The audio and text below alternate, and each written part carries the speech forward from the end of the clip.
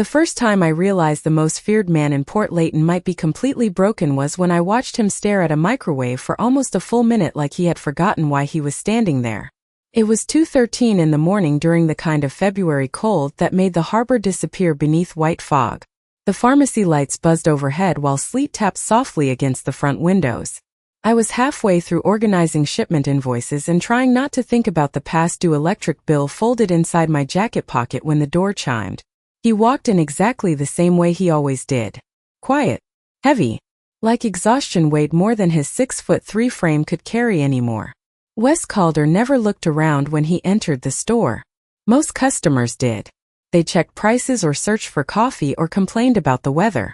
Wes just moved straight toward aisle 4 with his dark wool coat still damp from the harbor air, picked up aspirin, sleeping pills, and 1 can of New England seafood soup, then headed for my register without saying a word. Every night. Same items. Same silence. The ferry workers talked about him constantly. They said he controlled half the shipping routes on the East Coast. They said politicians owed him favors and dangerous men answered his phone calls before the second ring. But standing there under the ugly fluorescent lighting at Harborline Pharmacy, he did not look powerful. He looked tired. The kind of tired that settled into somebody slowly over years until it became part of their bones. I scanned the soup first. Long night? I asked without thinking. His eyes lifted toward me briefly. Gray. Cold. But not cruel. They usually are. His voice sounded rough like he had not used it much lately. I nodded and reached for the aspirin. You know aspirin stops working if you live on 3 hours of sleep forever. No response. Just silence while sleet rattled harder outside. Then I noticed something strange. His hands. They were steady when he handed me his card, but the skin around his knuckles looked raw and pale, like he had been clenching his fists for hours. And for 1 second something in me slipped. Past common sense. Past caution. Past all the stories people whispered about Wes Calder. You look lonely, I said softly. The words landed between us so hard the entire store seemed to freeze. Even the humming refrigerator near the drinks aisle suddenly sounded too loud. Wes stopped moving completely. His eyes lifted to mine slowly this time, like nobody had spoken to him that way in years. What did you say? He asked. Not angry. Confused. That was the part that unsettled me most. I shrugged, suddenly embarrassed. Nothing. But his eyes stayed on me. Sharp now. Searching. I cleared my throat and slid the small paper bag toward him. I mean, you buy dinner for 1 at 2 in the morning every night. It is not exactly subtle. For the first time since I had started seeing him come into the pharmacy 6 months ago, Wes Calder almost smiled. Barely happened. Just the smallest movement near the corner of his mouth before it disappeared again. But I saw it. And somehow that felt more intimate than if he had touched me. He glanced down at the soup can. Habit, he muttered. That sounds worse somehow. A soft sound escaped him then. Not a laugh exactly. More like he had forgotten how and his body was trying to remember. Outside, headlights rolled slowly past the pharmacy windows. Black SUVs. The same ones that parked across the street nearly every night whenever Wes came in. I had noticed them before. So had everyone else in town. But that night, one of them stayed idling longer than usual. Wes followed my gaze toward the window and something cold settled over his expression instantly. The brief warmth vanished. He picked up the bag carefully. You should lock the door earlier at night, he said. Port Layton is not as safe as people think. Then he walked out into the fog carrying canned soup like it was the only thing waiting for him at home. 10 seconds later he walked back in. He stared at the counter for a moment before setting down a small black radio with scratched silver edges. Old. Worn. Valuable to him somehow. I forgot this, he said quietly. But the strange part was this. The radio had never left his hand in the first place. The next night, Wes Calder showed up 40 minutes earlier than usual, and somehow that unsettled me more than the black SUVs parked outside. Harborline Pharmacy always felt different after midnight. The daytime customers disappeared, leaving behind only ferry workers with aching backs, exhausted nurses from Mercy Point Hospital, and lonely people pretending they only needed gum or cough medicine.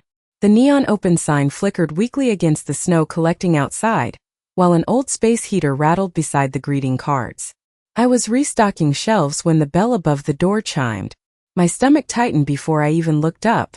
Same dark coat. Same tired eyes. But this time, he was carrying the radio in his hand instead of leaving it behind.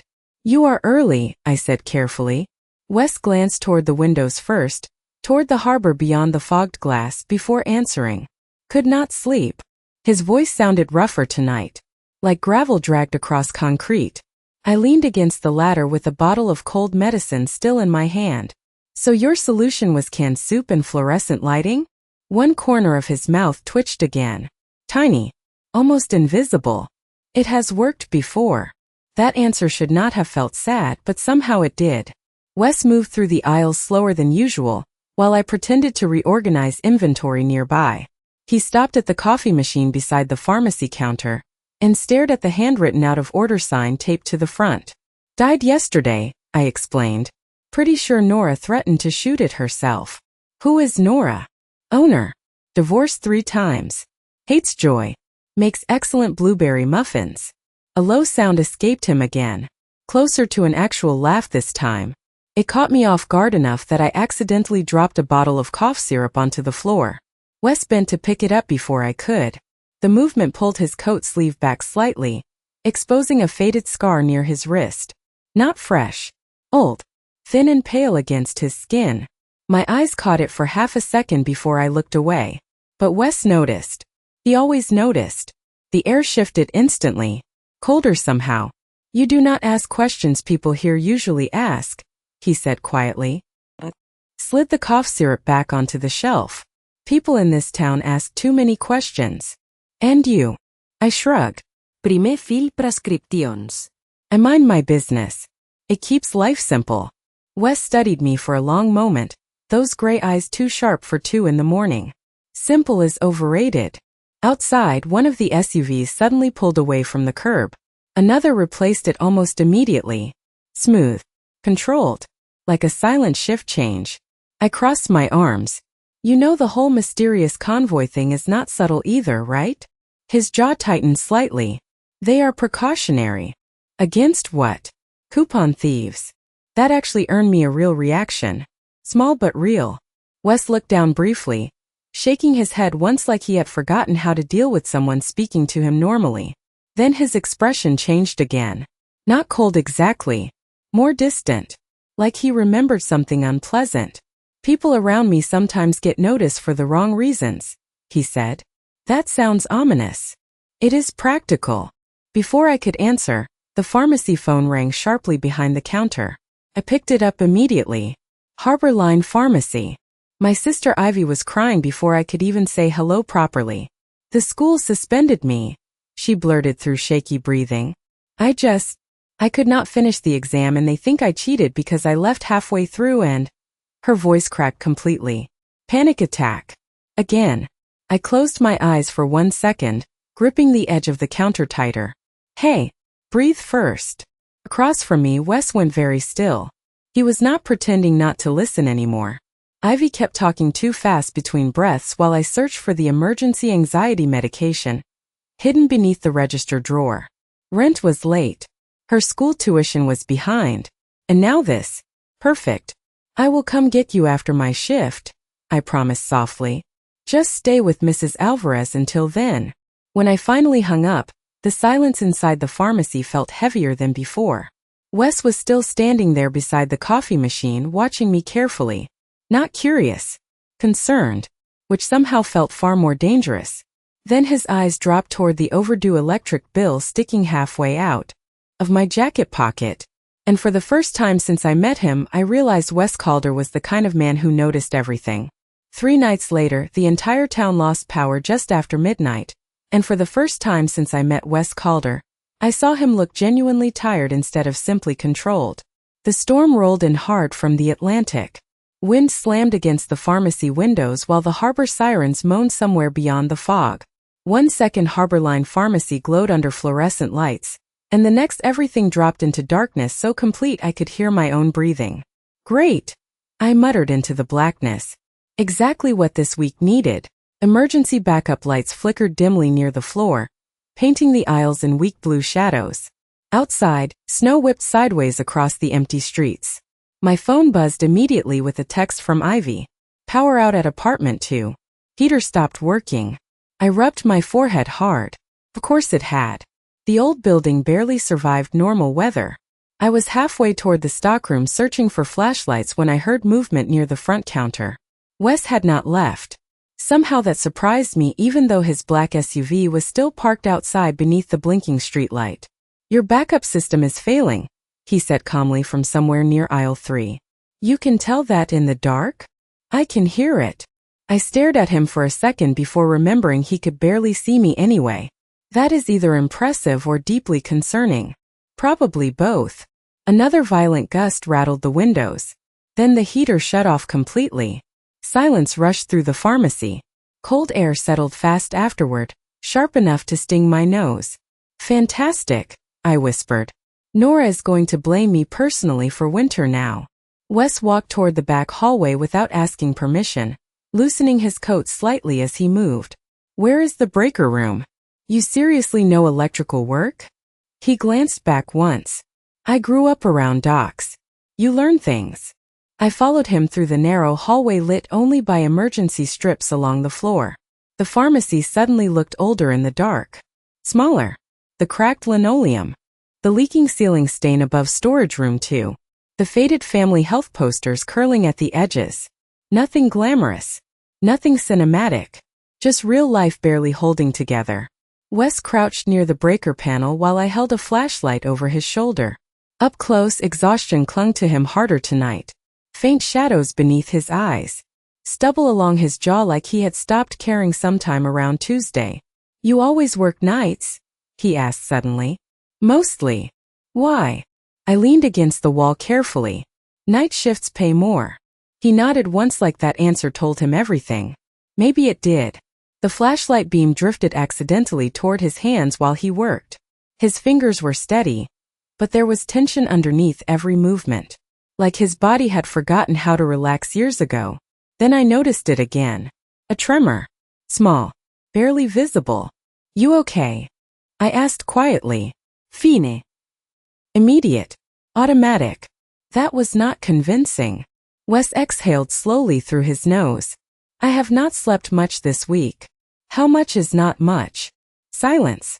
Breaker switches clicked softly beneath his hands. Then finally, 36 hours. Maybe more. I blinked at him. Wes, that is medically concerning. It happens. No, insomnia happens.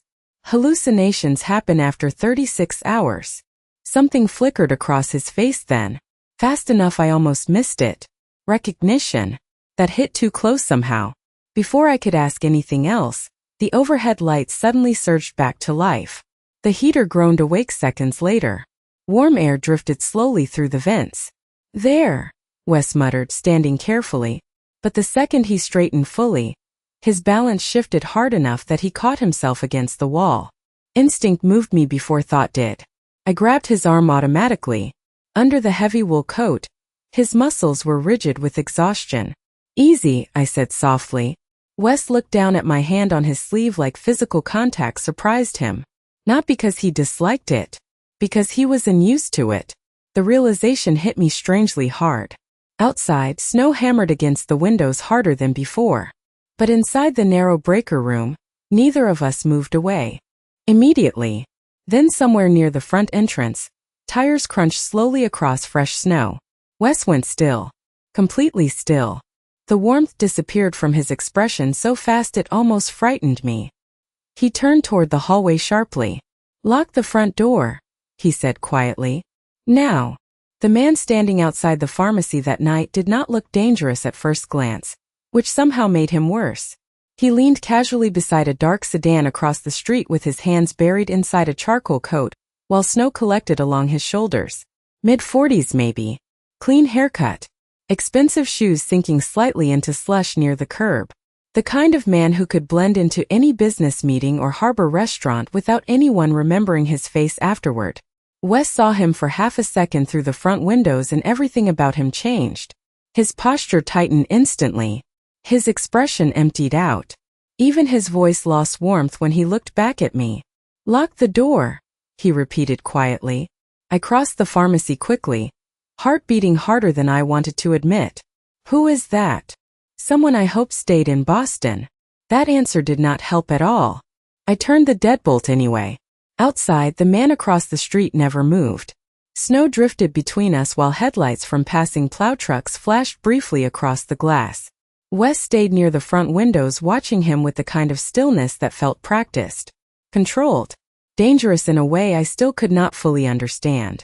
You want to explain why random businessmen are showing up during blizzards to stare at my workplace? I asked carefully. He is not here for you. That is not comforting either. Wes rubbed one hand slowly across his jaw like exhaustion was finally catching up with him. His name is Gabriel Voss. He owns shipping routes north of the harbor. Rival CEO drama. Something like that. Before I could ask anything else, my phone buzzed again. Nora this time. I answered immediately. Please tell me the pharmacy still exists. Barely, I muttered. The power is back. Good. Because the insurance company denied the roof repair again. I closed my eyes slowly. Of course they had. What? Wes asked quietly from near the window. I waved him off while Nora continued ranting through the phone. Leaks. Electrical damage. Rising supply costs. Harborline Pharmacy had been bleeding money for over a year. And everyone knew it. Most people in Port Layton filled prescriptions through chain stores now because it was cheaper. Nora kept this place alive mostly through stubbornness and caffeine. I cannot keep covering overnight payroll if sales stay like this, she said finally, her voice softer underneath the frustration. Marlo, I might have to cut hours. My stomach dropped harder than I expected. You know I need the night shifts. I know. She sounded tired suddenly. Older.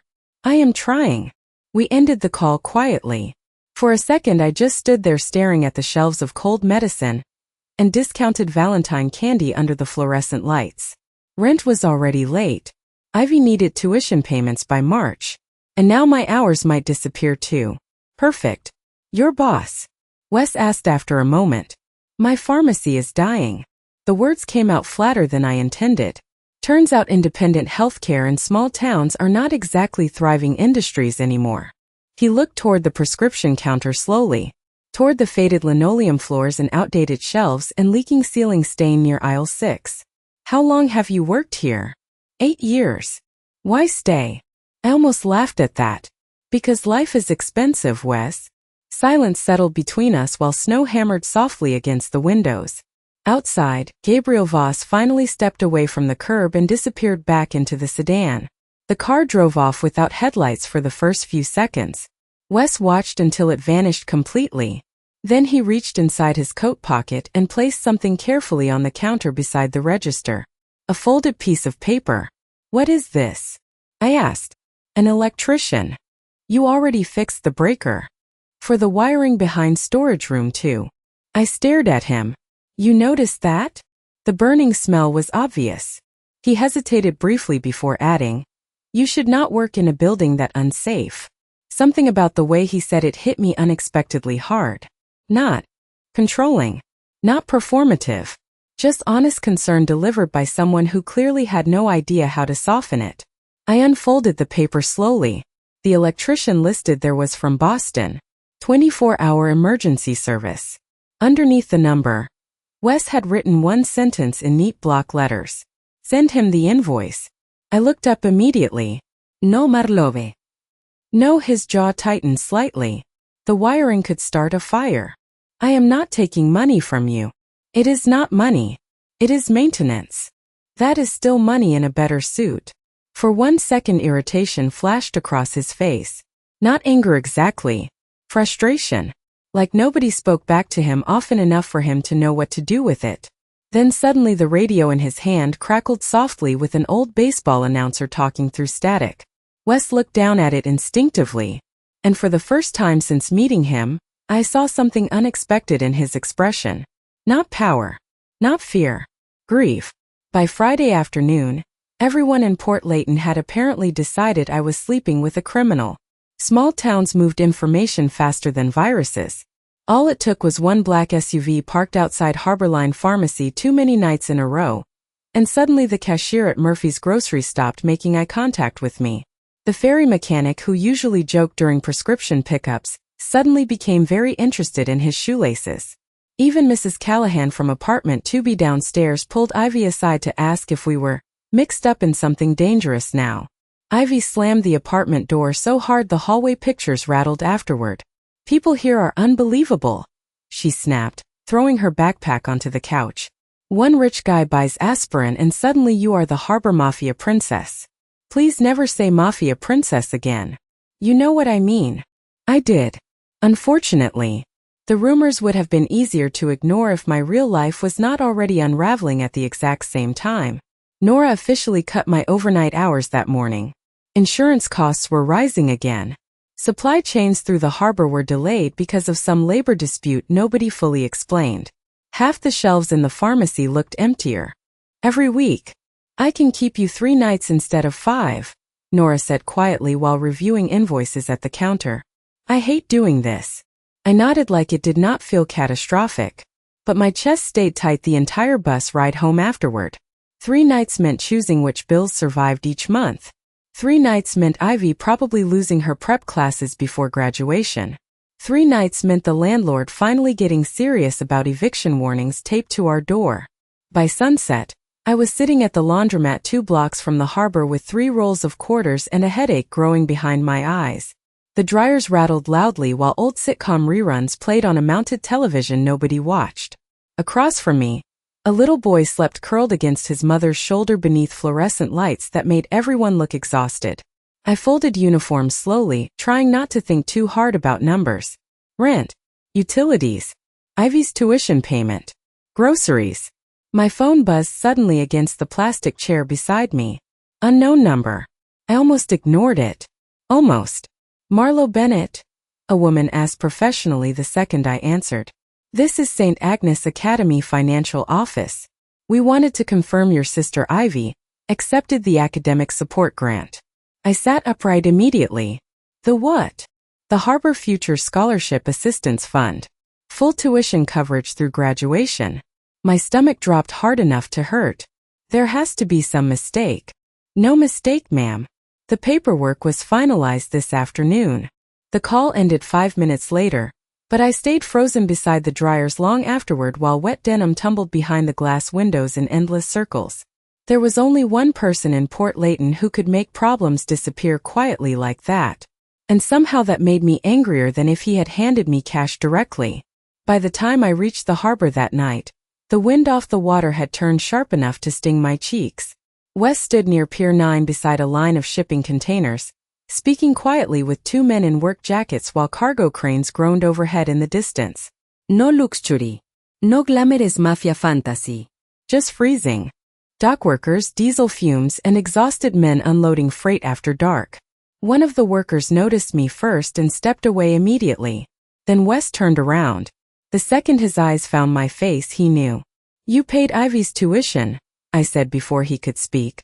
Wes glanced briefly toward the harbor water. "She deserves to finish school. That was not your decision. You needed help." I needed respect.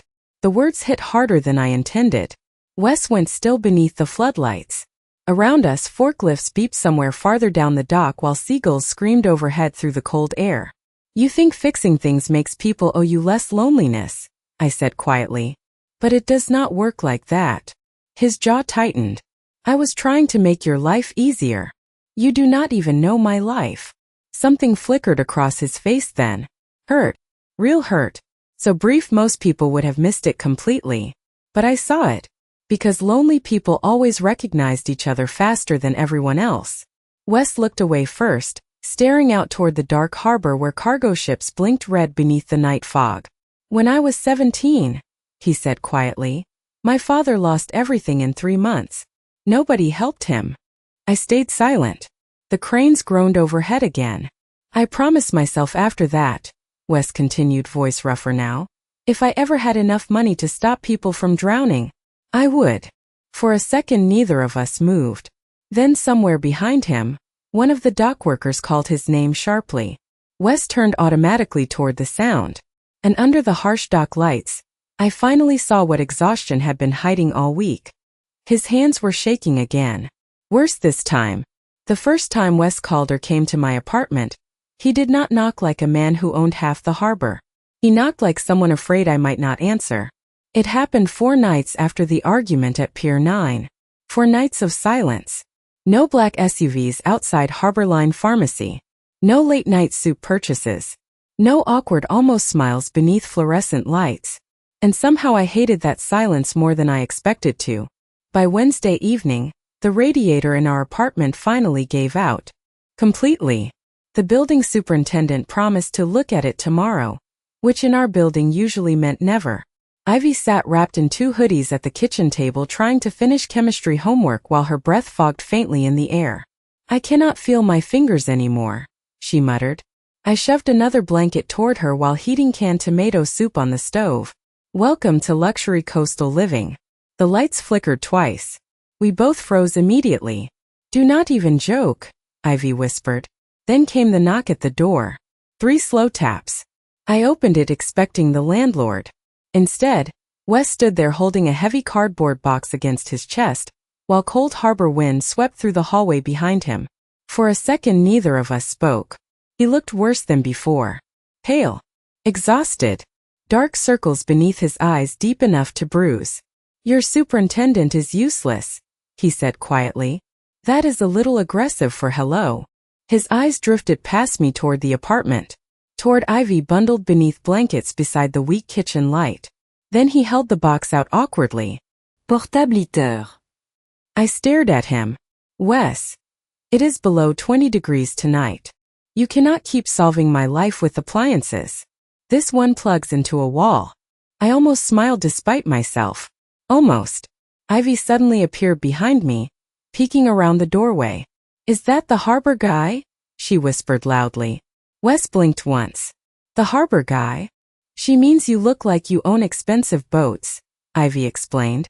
I closed my eyes immediately. "I am so sorry." But to my complete shock, Wes looked mildly confused instead of offended. "I do own boats." Ivy pointed at him triumphantly. "See?" Then the apartment lights flickered again. Harder this time. Wes's attention shifted instantly toward the ceiling. "Your electrical system is overloaded. Our whole building is overloaded." He stepped inside before I could stop him, setting the heater carefully near the kitchen table. The apartment suddenly felt painfully small with him inside it. Second-hand couch. Tiny galley kitchen. Pharmacy uniforms drying over chairs. Family bills stacked near the microwave. Nothing polished. Nothing impressive. But Wes did not look around with judgment. He looked around like he was cataloging structural damage. "You should not be living here during winter," he muttered. "Most people in this town cannot afford not to." Silence settled briefly while he plugged in the heater beside Ivy's chair. Warm air finally hummed softly through the room. Ivy held her hands toward it dramatically like someone rescued from the Arctic. "I could actually marry this machine," she announced. "Please do not flirt with household objects," I said automatically. And unexpectedly Wes laughed. A real one this time. Low, brief, tired, but undeniably real. The sound startled all 3 of us. Wes went still immediately afterward like he regretted it. Ivy looked between us with the terrifying perception only 16-year-old girls possessed. "You know," she said casually, "Marlo has not smiled this much in like 3 years. "Ivy." "What?" "It is true." Heat climbed into my face instantly. Wes looked at me then.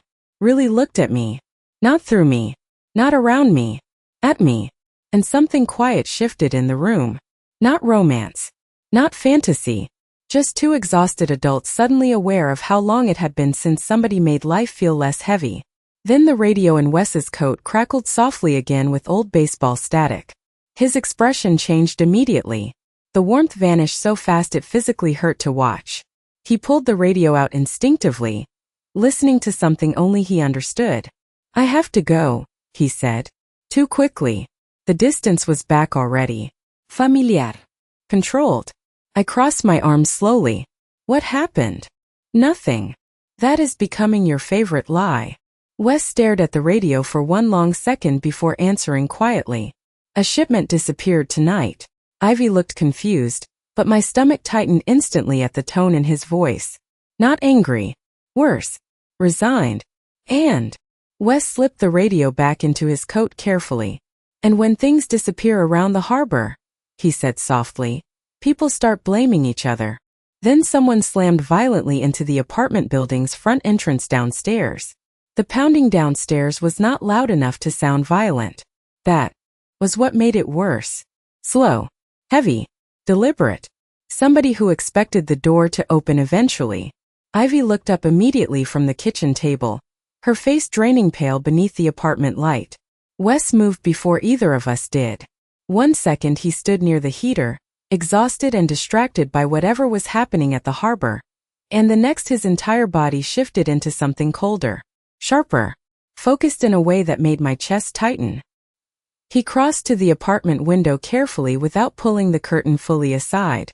Stay back, he said quietly. Not commanding. Protective. Which somehow scared me more. Wes, who is it? He did not answer immediately. Downstairs, the building entrance rattled again beneath another hard knock. Then footsteps echoed faintly through the hallway stairwell. Somebody was coming up. Ivy stood slowly from the table. Okay, I officially hate this. I grabbed her wrist automatically, pulling her behind me even though I had absolutely no idea what I planned to do if somebody reached our door. Wes looked toward us briefly. Something conflicted flickered across his face. Guilt maybe. Then he stepped away from the window. This is my fault, he said quietly. I should have stayed away from you. The honesty in his voice hit harder than panic did. Another set of footsteps echoed closer outside the apartment hallway. Wes exhaled once through his nose and moved toward the door. Do not open that, I snapped immediately. If it is who I think it is, they are not here to hurt you. That sentence somehow made everything worse. The footsteps stopped directly outside our apartment. Silence settled afterward, thick and waiting. Then a familiar voice spoke through the door. Calder. Wes went completely still. You have 30 seconds before I remove this door myself. Ivy mouthed oh my god silently behind me. Wes rubbed one hand across his exhausted face before unlocking the deadbolt himself. The man from outside stepped in wearing a dark peacoat dusted with snow, and the kind of expression people only developed after years around dangerous situations. Mid-40s. Broad shoulders. Calm eyes. Not threatening exactly, but absolutely capable of becoming threatening if necessary. Declan Rowe. I knew the name instantly. Half the harbor did. He looked around our apartment once, taking in the blankets, broken radiator, portable heater, and Ivy clutching her chemistry textbook like a weapon. This is where you disappeared to? Declan asked Wes flatly. Wes shut the door behind him. You should not be here. You vanished during a shipping crisis while Gabriel Voss is breathing down everyone's neck. I did not exactly have options. Declan's eyes shifted toward me then. Not unkind. Measuring. Marlo Bennett. I stiffened immediately. You know my name too? Everyone around Wes becomes paperwork eventually. Wes's jaw tightened visibly. Enough. Declan studied him for one long second. You look terrible. I am tired. You are making mistakes. Silence. Heavy silence. Then Declan looked directly at me. The shipment that disappeared tonight belonged to people who do not enjoy losing money. My stomach dropped. Declan. Wes's voice turned sharp instantly. Do not. She deserves honesty if she is already involved. Involved. The word hit me harder than I expected. Like somewhere along the line this stopped being harmless late-night conversations in a pharmacy. Wes stared at the floor briefly before speaking. One of my cargo containers disappeared from Pier 9. Stolen. I asked quietly. Hijacked. Declan corrected. And Gabriel Voss thinks somebody inside Calder Shipping helped it happen. Ivy looked between all of us, completely lost now. Wait. Are we talking about actual organized crime? Nobody answered her. Which was answer enough. Outside, harbor foghorns echoed faintly through the night while the apartment heater hummed beside the kitchen table. Real life continued anyway. Rent still overdue. Homework still unfinished. Soup still cooling on the stove. Somehow that made everything feel even stranger. Wes finally looked at me again. Exhaustion carved deep into his expression now. This is why I told you to stay away from me. Anger rose fast in my chest then. Not fear. Anger. You do not get to decide that for me. Declan blinked once like nobody usually spoke to Wes Calder that way. Wes looked even more conflicted somehow. Like part of him wanted to push me away and another part was too tired to keep trying. Then his radio crackled sharply again from inside his coat pocket. Static first. Then a voice. Warehouse fire at Pier 19. Every ounce of color disappeared from Wes's face instantly. What warehouse? Declan asked sharply. The answer came through the static 2 seconds later. Medical supply storage. My stomach dropped straight to the floor. Harborline Pharmacy got half its medication shipments through Pier 19. The drive to Pier 19 took less than 8 minutes and felt like falling into somebody else's life. Declan drove. Wes sat beside him in complete silence while I stayed in the back seat, gripping my pharmacy hoodie tighter around myself as harbor lights blurred past the windows. I should have stayed home with Ivy. Every rational part of my brain knew that. But Harborline Pharmacy depended on those shipments. Half our insulin stock. Heart medication. Pediatric antibiotics. If the warehouse burned, people in this town would feel it by morning. And somehow that mattered more right now than the fact I was riding through freezing dock roads at 1 a.m. with 2 men everyone in Port Layton quietly feared. Smoke rolled across the harbor before we even reached the pier. Thick gray clouds drifting above stacked shipping containers beneath rotating emergency lights. Workers in reflective jackets crowded behind barricades while firefighters dragged hoses through slush and seawater near the loading docks. No explosions. No action movie chaos. Just exhausted men shouting over sirens while forklifts sat abandoned beneath floodlights. Real damage looked smaller than movies. Sadder too. Declan parked hard beside a maintenance truck. Stay in the vehicle, Wes said immediately, already reaching for the door handle. Absolutely not. His eyes flashed toward me sharply. Marlowe, my pharmacy needs those supplies. This is not your problem anymore. Something about those words snapped the last thread of my patience. I climbed out of the SUV before he could stop me. Harbor wind hit instantly, sharp with smoke and salt water. You do not get to decide what belongs to my life, I shot back. You do not get to throw money at problems and then lock everyone out emotionally the second things become inconvenient. Declan muttered something under his breath that sounded suspiciously like Jesus Christ before walking off toward the fire crews. Wes stared at me across the wet asphalt while emergency lights flashed red across his exhausted face. You think this is about emotions? He asked quietly. I think you are terrified of needing people. The words landed hard between us. Too hard. Around us, workers rolled damaged pallets away from the warehouse entrance while smoke curled into the freezing night sky. Somewhere nearby, somebody cursed over a broken hydraulic line. Real life kept moving anyway. Wes looked away first, jaw tightening sharply. You should not have come here. Then stop making decisions for me like I am something fragile. Fragile. His voice stayed low, but something underneath it cracked slightly. Marlowe, you are standing in the middle of a shipping war you do not understand. Then explain it to me. Silence. Heavy. Dangerous. Wes rubbed one hand over his face slowly like exhaustion was grinding straight through him now. Gabriel Voss thinks somebody inside my company helped hijack medical cargo earlier this week, he said finally. Tonight this warehouse burns. Tomorrow every supplier in Boston starts panicking. Prices go up. Routes freeze. People lose money. And people lose medication, I added quietly. His eyes met mine again then. Tired gray eyes carrying weeks of sleeplessness beneath them. Yes. The honesty hit harder than anger would have. Then suddenly a forklift alarm screamed nearby. Both of us turned instinctively toward the loading area where workers rushed around a collapsed shelving unit near the warehouse entrance. One of the firefighters shouted for additional medical support. Without thinking, I moved toward them automatically. Marlowe. Wes grabbed my wrist fast enough to stop me before I reached the barricade. Not rough. Just immediate. His hand was freezing cold. They already have paramedics. And they are overwhelmed. This is not your responsibility. Taking care of people literally is. For 1 second we stood there locked in place while smoke drifted through the floodlights around us. His fingers stayed around my wrist longer than necessary. Not controlling. Desperate. Like he was trying to hold on to something he did not trust himself to keep. Then I noticed it.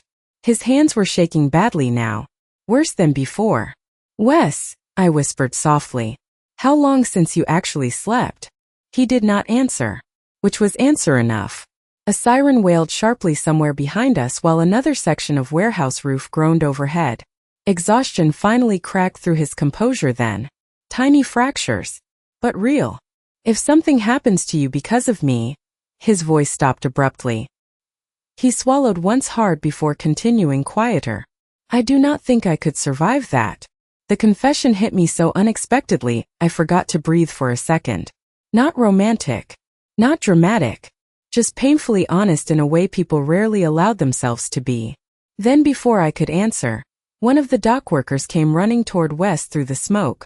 Boss, he shouted breathlessly. They found the missing container. Wes went completely still.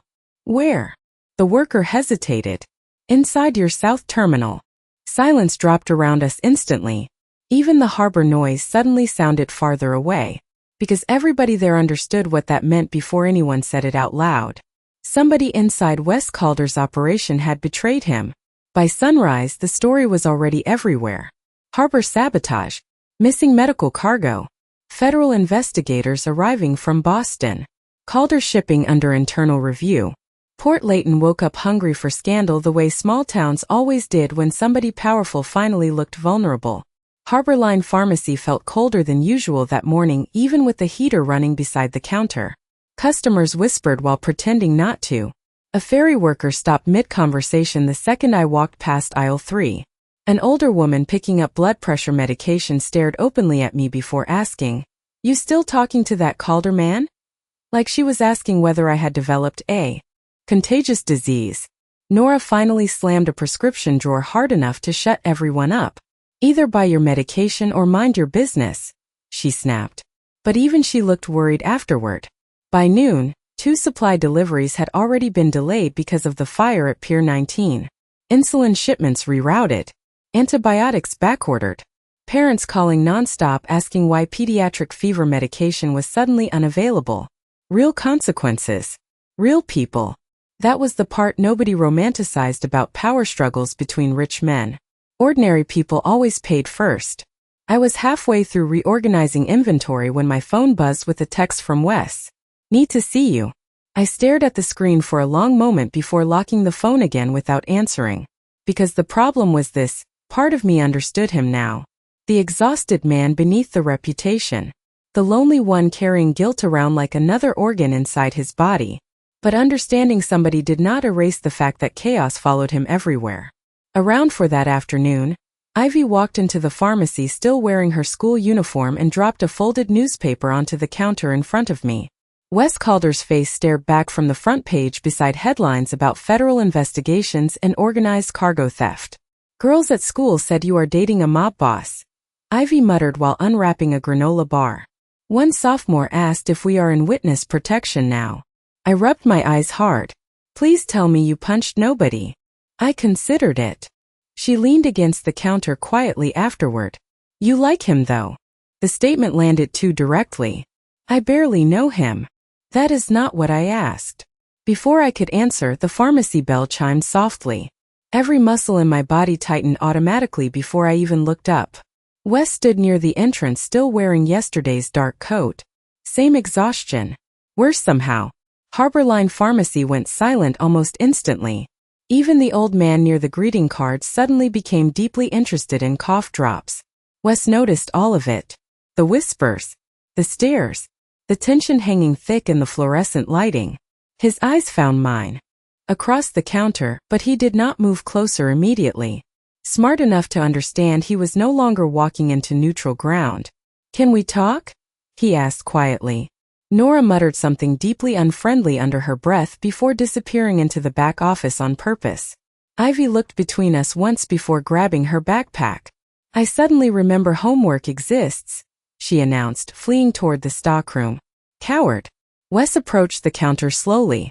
Tired men always moved carefully around disappointment. You ignored my messages. I was working. Marlowe. People are losing medication because somebody inside your company started a war. The bluntness hit him visibly. Good.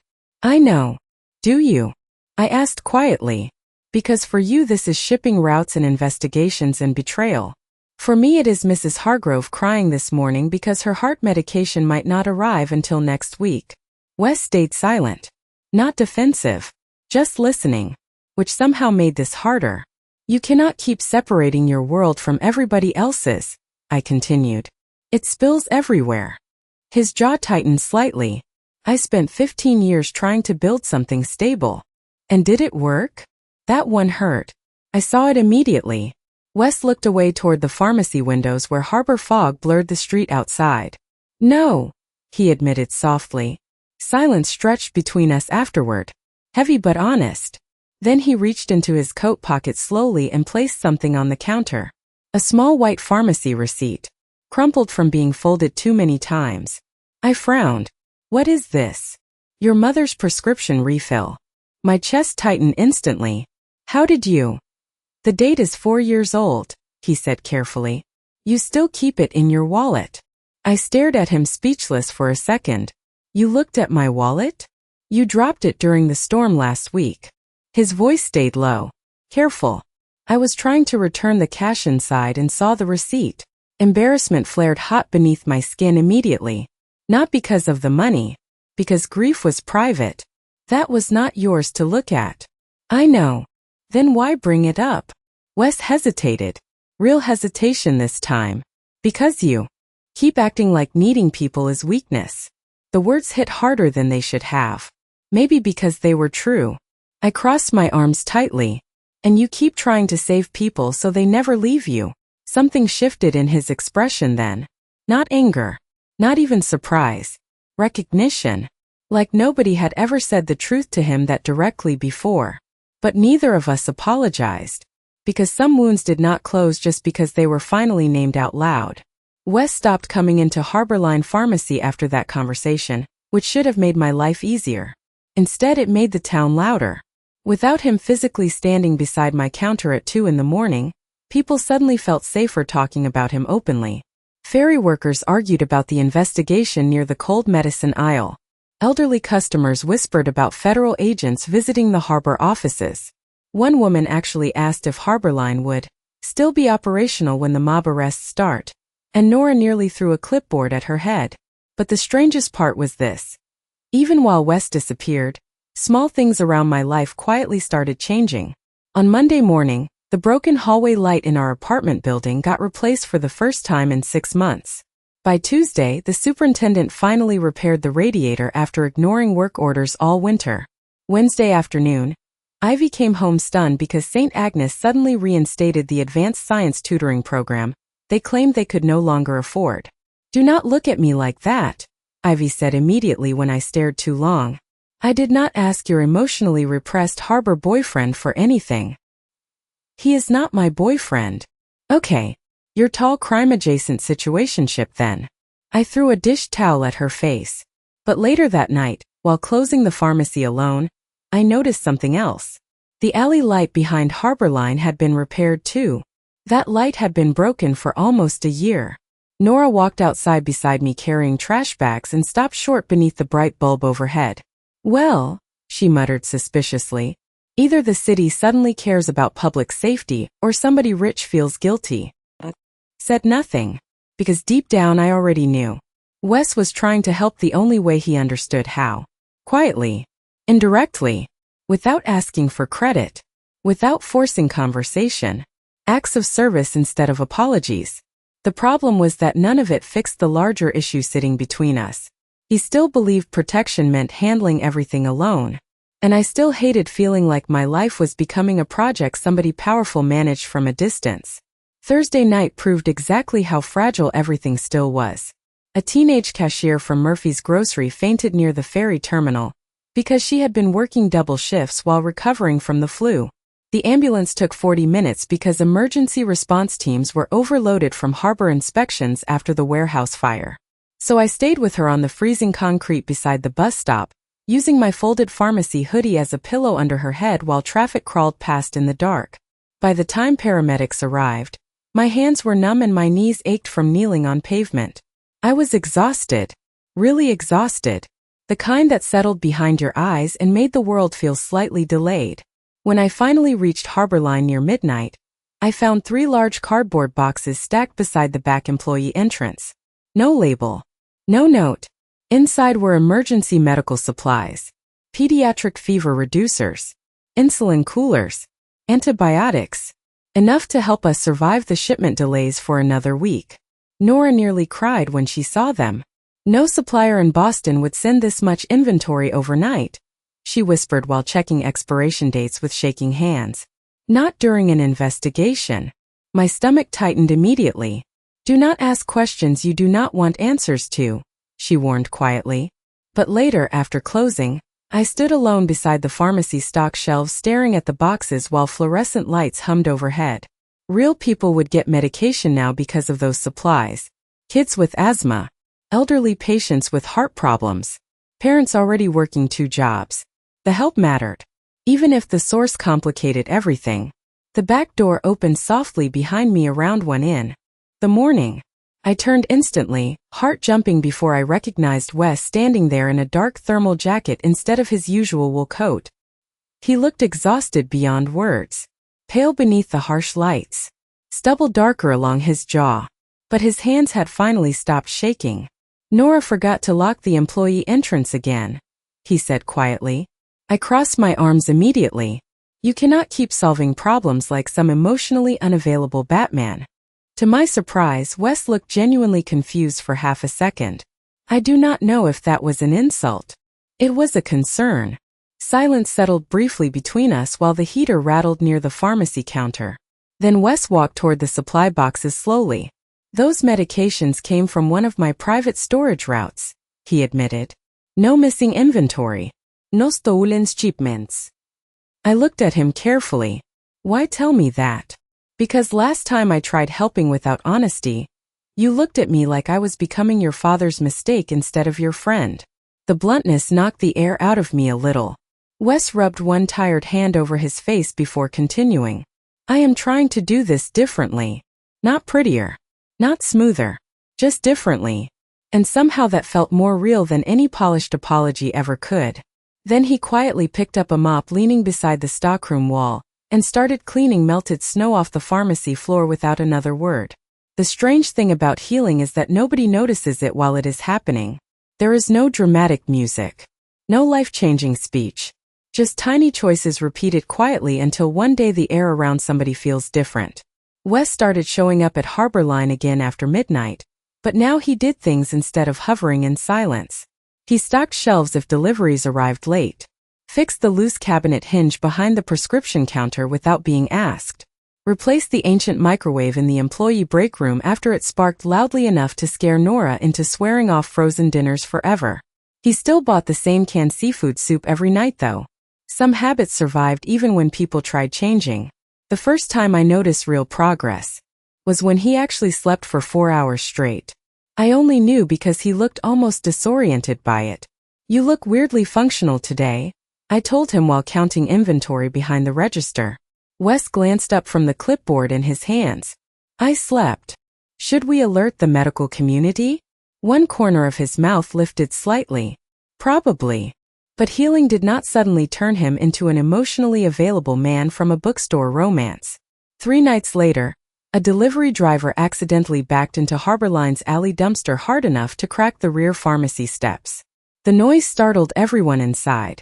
Wes reacted instantly. Too instantly. 1 second he was helping unload supply boxes, and the next his entire body locked tight like somebody preparing for impact. His breathing changed first. Sharp. Uneven. Then came the silence. The dangerous kind. Wes, I said carefully. He did not answer. He just stared toward the alley door with gray eyes gone distant and cold. Not angry. Elsewhere. Like his mind left the room before the rest of him could catch up. The driver rushed inside apologizing immediately, but Wes barely seemed to hear him. His hands started shaking again. Small tremors beneath the fluorescent lights. I stepped closer slowly, keeping my voice low. Hey. Nothing. Wes.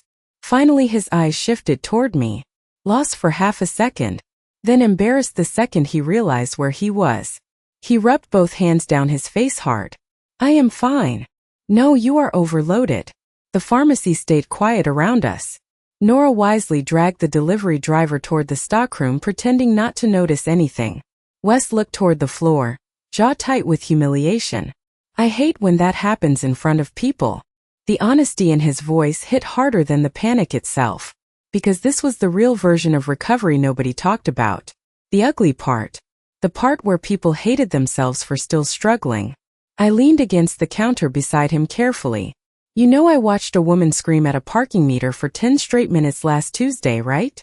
He blinked once. What? She thought it stole 6 quarters. Wes stared at me, confused enough that the panic loosened slightly around the edges. Marlowe. My point is Harborline Pharmacy has seen worse public behavior. A soft breath escaped him then. Not quite laughter, but closer than before. Still, he stayed tense for another hour afterward. Quieter too. Healing was not linear. Some nights he looked almost peaceful listening to old baseball games through that battered radio while helping me close the store. Other nights every unexpected noise made his shoulders tighten instinctively. And I was not much better. Because somewhere along the line I started depending on his presence too. Which terrified me more than anything. One Thursday evening, I caught myself checking the clock at 2:13 in the morning before realizing how ridiculous that was. I hated routines built around other people. They made loss hurt worse later. Wes arrived 10 minutes late that night carrying a paper bag from the diner near the ferry terminal. Nora said you forgot dinner again, he muttered awkwardly, setting it beside the register. Turkey sandwich. Apple slices. Extra pickles. Exactly how I ordered food there. You memorized my sandwich order? I asked before I could stop myself. Wes looked mildly uncomfortable immediately. You eat the same thing every Thursday. The fact he noticed details that small did something dangerous to my chest. So naturally I panicked and ruined the moment immediately. You know this still feels a little like organized crime with emotional support, I muttered. The warmth disappeared from his expression almost instantly. Tiny. Fast. But enough. Right, he said quietly, stepping back toward the aisle shelves. Guilt hit me immediately afterward. As there it was again. My own defense mechanism. Humor sharp enough to create distance the second closeness started feeling real. Wes focused on restocking pain medication in silence after that.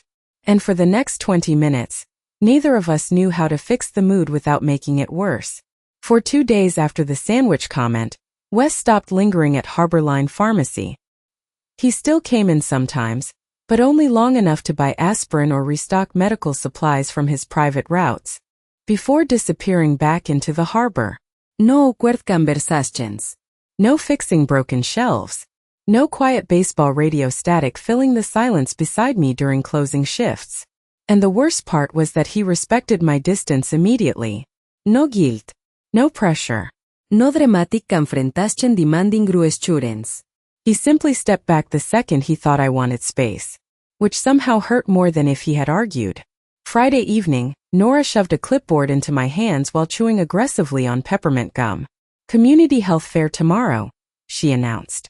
Mercy Point backed out because of staffing shortages, so congratulations, Harborline gets to save public health care with folding tables and expired granola bars. I scanned the volunteer sheet tiredly. Free blood pressure screenings. Basic medication consultations. Flu shot sign-ups. How many volunteers do we have? Nora stared at me blankly. You. Fantastic. By Saturday morning, the old Union Hall near the ferry terminal smelled like paper coffee cups, wet winter coats, and cheap disinfectant wipes. Local families crowded folding tables beneath flickering fluorescent lights while volunteers handed out health pamphlets no one read. I spent 4 straight hours checking blood pressure, answering insurance questions, and trying to calm elderly men convinced WebMD had diagnosed them with terminal illnesses. Around noon, I looked up from organizing prescription forms and froze.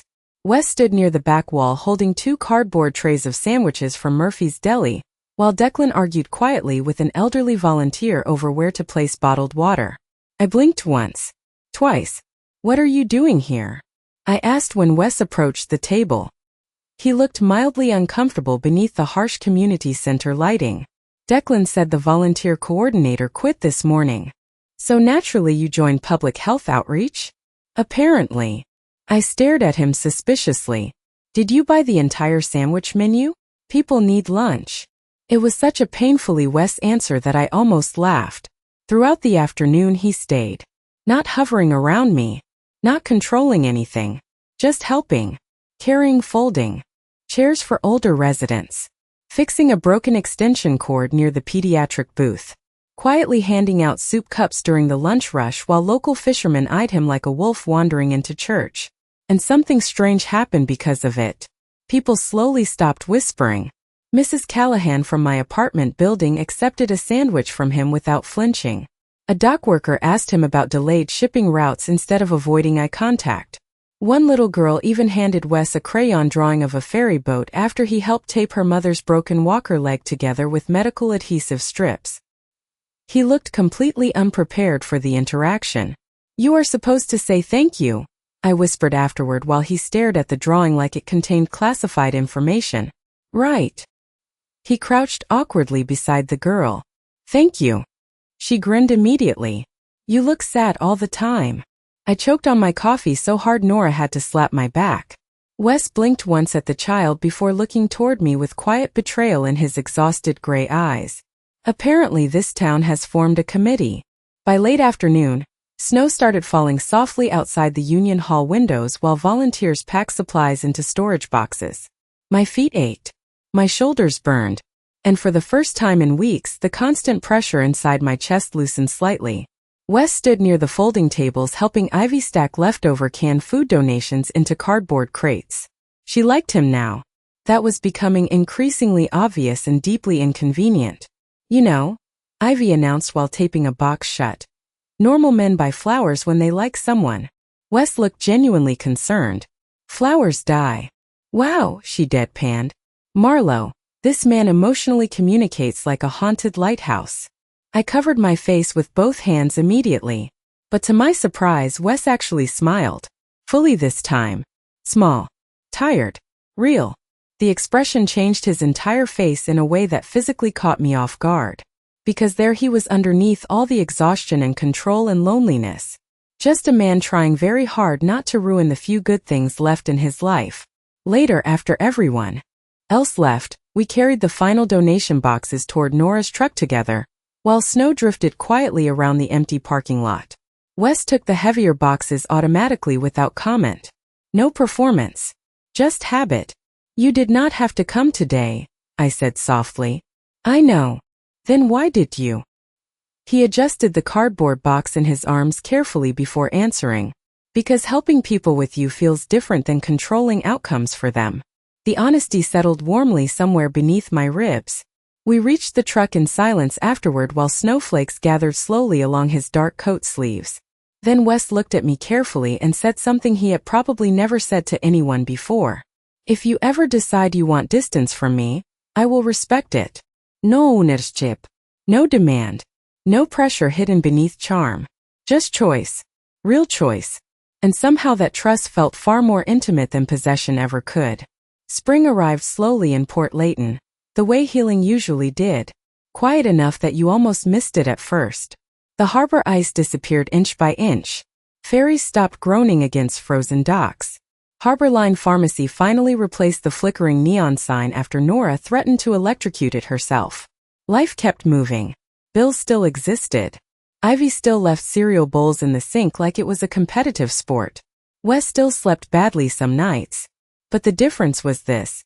He stopped pretending exhaustion made him stronger. 3 months after the warehouse fire, federal investigators officially closed the cargo sabotage case. One of Wes's own logistics managers had been selling shipping routes to Gabriel Voss for nearly a year. Nobody dramatic got arrested in front of cameras. No cinematic revenge. Just lawyers, audits, terminated contracts, and long meetings inside ugly office buildings near the harbor. Real consequences. Expensive ones. Wes lost 2 shipping clients afterward and half the town still watched him carefully when he walked into diners or hardware stores. Reputation repaired slower than damage did. But he kept showing up anyway. That part mattered. On Tuesday mornings he volunteered unloading medical deliveries at Mercy Point Hospital because Harbor Line still struggled with supply shortages. Thursday nights, he helped Ivy study chemistry at our apartment table despite understanding almost none of modern high school math. And every single Friday after closing, he quietly took Nora's trash bins to the curb because her arthritis made the stairs difficult now. No speeches. No grand gestures. Just consistency. The kind people trusted slowly. One rainy afternoon in April, I found him asleep in a folding chair beside the pharmacy stockroom with his old baseball radio still crackling softly in his lap. It was the first time I had ever seen him fall asleep somewhere public without startling awake every 5 seconds. His head tilted awkwardly against the wall beneath fluorescent lights while inventory paperwork slid half off his knee. Exhaustion still lived inside him. Probably always would. But now it looked less like something hunting him, and more like something he was finally learning to survive honestly.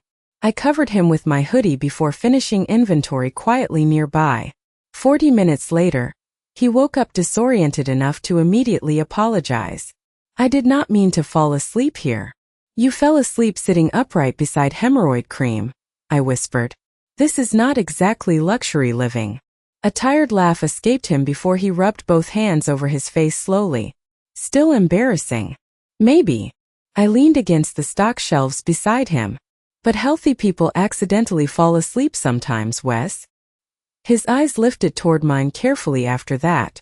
Still hesitant with softness. Still afraid of becoming too much. But no longer running from every human feeling the second it appeared. Outside, rain tapped lightly against the back alley windows while delivery trucks rolled through the harbor streets beyond the pharmacy. Ordinary life. Beautiful mostly because it was ordinary. Later that night, we closed Harbor Line together while Nora yelled at a game show host through the tiny break room television. Wes locked the employee entrance behind us automatically before handing me my coat. Small habit now. Familiar. Safe. We walked toward the ferry terminal slowly beneath weak streetlights reflecting across wet pavement. No black SUVs tonight. No bodyguards. Just Wes carrying leftover soup containers from the diner because he knew I would forget dinner again otherwise. Halfway down the sidewalk he suddenly stopped walking. What? I asked softly. Wes stared out toward the harbor for a long moment before answering. I spent years thinking being needed was the same thing as being loved. The honesty in his voice made my chest tighten. And he looked at me then. Really looked at me. Gray eyes tired but steady now. Turns out people stay longer when they are allowed to choose. For a second neither of us spoke. Ferry horns echoed softly through the dark water while spring rain drifted around us in thin silver lines. Then I reached into the diner bag between us, pulled out a sleeve of crackers, and handed it to him automatically. The smallest gesture. The kind nobody wrote songs about. Wes looked down at the crackers and smiled quietly to himself like the meaning mattered anyway. As maybe it did. Maybe love was not always dramatic declarations or impossible sacrifice. Maybe sometimes it was just two exhausted people slowly learning that care did not have to be earned through suffering first. We kept walking after that. Not healed completely. Not fearless. But honest in ways we had not been before. And somewhere behind us, Harbor Line Pharmacy's new neon sign glowed softly through the rain while the old baseball radio crackled low beneath Wes's arm. Still playing through the static like it finally trusted the silence would not last forever.